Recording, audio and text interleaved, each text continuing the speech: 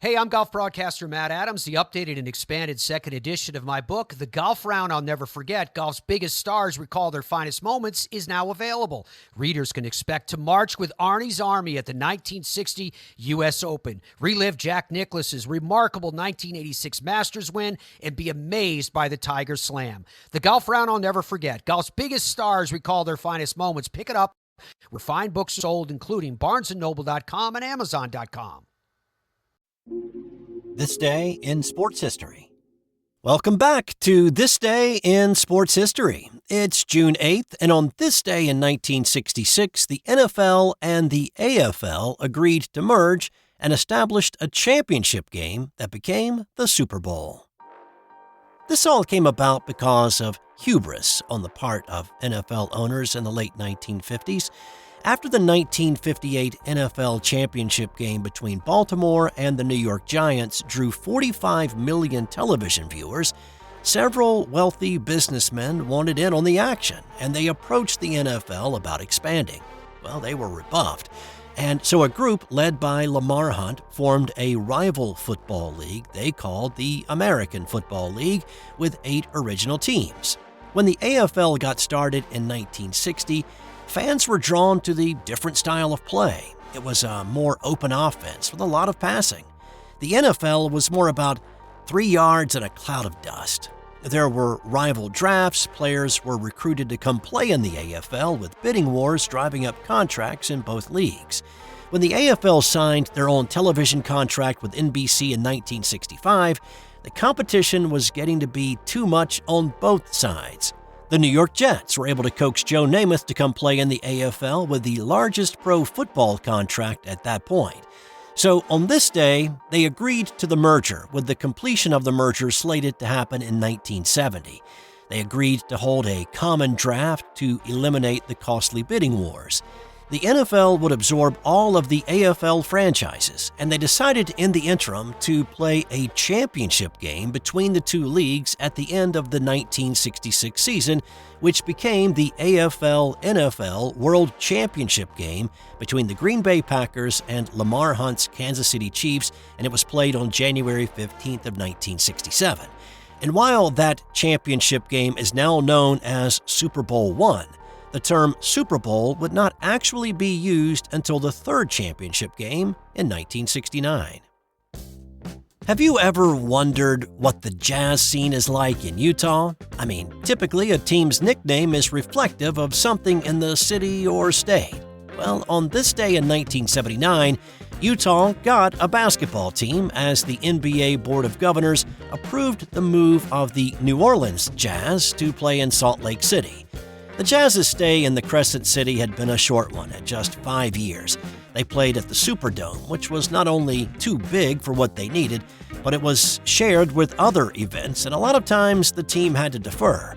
New Orleans wasn't going to build them a basketball-specific arena, so the owners started looking around the country, and Utah gave them a chance to be the only game in town and the state. The assumption was that the name Jazz would be dropped for something more reflective of Utah, but instead, the team said it was an established name, had recognition, and a heritage, so they kept it. But while local Salt Lake City officials had been excited about the team coming to play there, the locals didn't exactly embrace the team immediately. Instead, support was tepid in the early years. It really wasn't until the dynamic duo of John Stockton and Karl Malone came to town that attendance started to pick up. In 1934, the Cincinnati Reds hopped on a plane for the first time. In fact, it was the first time any Major League Baseball team flew to a game. The Reds took the short flight to Chicago to play the Cubs. At this point, there wasn't really a need to fly. The teams were all located in the Midwest and Northeast, and a bus ride would do the trick. Flying between cities didn't really become the norm for another decade or so after teams started moving south and west, making bus travel a bit more problematic. And in 1968, it was the end of Don Drysdale's amazing 58-inning scoreless streak, although maybe the better way to say that would be Don Drysdale eclipsed the Major League record for consecutive scoreless innings, since that happened on this day too, when Drysdale pitched his 56th straight inning without allowing a run. He He passed Walter Johnson's mark of 55 2/3 scoreless innings set back in 1913. The 50,000 fans at Dodger Stadium that day gave Drysdale a standing ovation. The streak lasted another 2 innings until Philadelphia was able to push a run across in the 5th. The streak started May 14th with a shutout of the Cubs. And on this day in 1950, the Boston Red Sox set the major league record for the most runs scored in a game by one team when they plated 29 against the St. Louis Browns. An 8-run second inning kick-started the scoring. Future Hall of Famer Bobby Doerr hit 3 home runs and drove in 8 in the game. Ted Williams had a pair of homers with a 5 RBI day.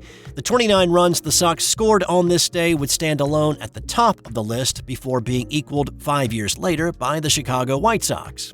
It would not be until 2007, when the Texas Rangers scored 30 against the Baltimore Orioles, that the record would be topped. Time now for today's non-sports Did You Know?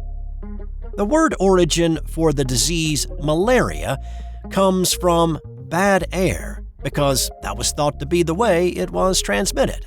Of course, we know today that it actually comes from mosquito bites. That's all for today. Be sure to check back tomorrow for another edition of This Day in Sports History.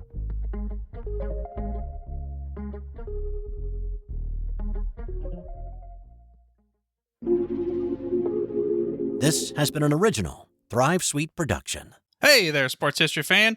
This is Arnie Chapman, a.k.a. the Football History Dude, and I hope that you enjoyed this recent episode presented by the Sports History Network and were able to learn some good old-fashioned sports history knowledge nuggets.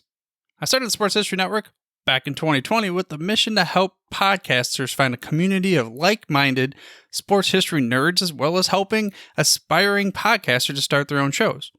We have a little bit over 30 shows on the network right now covering all sorts of sports history, but as far as I'm concerned, we're just at the toothpick in the ocean moment, that can't even figure it out because there's so much more coming.